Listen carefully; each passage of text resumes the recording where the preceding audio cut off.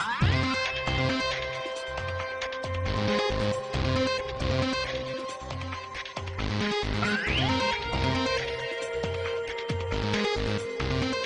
right, we're looking at the SMX-F40 from Samsung. Little SD camera, very small, very pocketable, easy to take with you on vacation. Has up to a 52x zoom, and that's a full optical zoom as well. So if you need something that's going to let you reach out there, you need something that's very versatile, this is a really good little camera. Now it shoots an SD. That doesn't mean you're going to get a bad video. This has a 1/6 inch CCD sensor, so that means that you're still producing quite a nice image in your videos, even though it is an SD. It's especially good for people that just want to share them on the web, where having the HD doesn't help you, or if you're going to be putting it onto some sort of CD or VHS tape, or playing it on a regular SD TV. In a lot of countries, you can't, HD is not very popular or prevalent, so it doesn't give you a big advantage to use it, but it is very affordable, and it does give you a very, very nice image, especially for being the SD image size. But that's kind of the size of the picture. It doesn't tell you the quality of what's inside. With that big 1/6 inch CCD sensor, you actually get a really nice image. Although it may be a little bit smaller, it still looks really good. The colors are very vivid,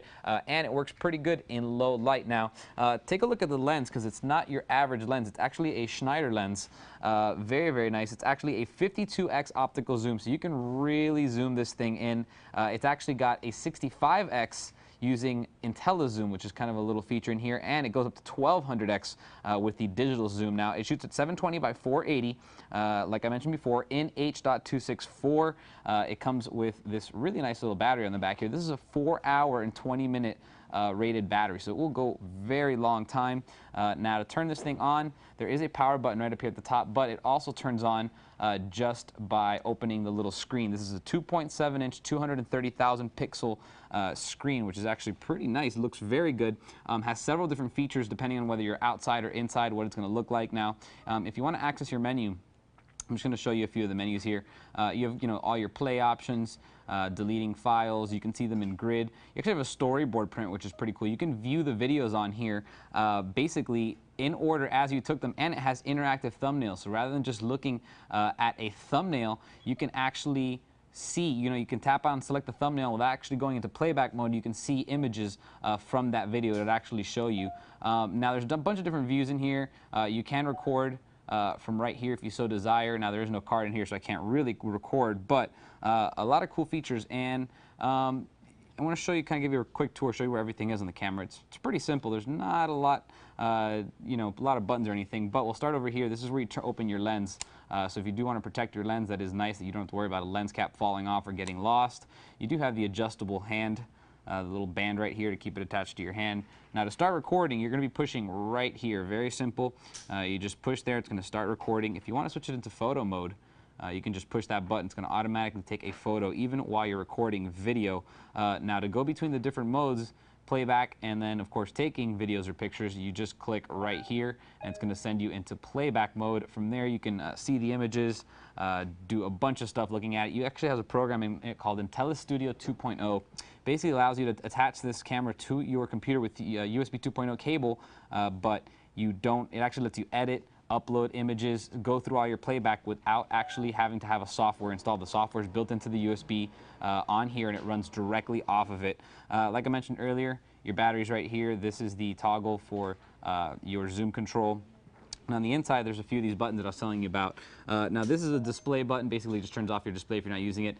This actually is also for the display, but basically what it does, depending on what type of light you are outside, it adjusts the display's color and brightness so that if you're indoors or outdoors, it's going to look proper on the screen so that you can make sure your exposure is correct. This is a backlight button. Basically, if you are facing a subject who behind them has a very big backlight, such as the sun at the beach, or maybe a big window, and you want to brighten them up, you want them to look bright, you're going to hit that.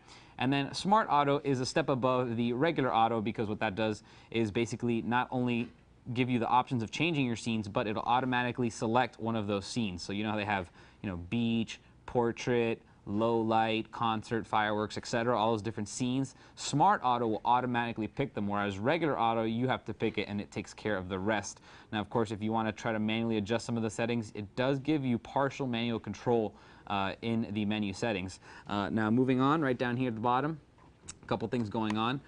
First is a USB 2.0. This is going to allow you to pull the pictures off the camera directly without having to pull the card out, and as well as edit them using the intelli-Studio 2.0 software.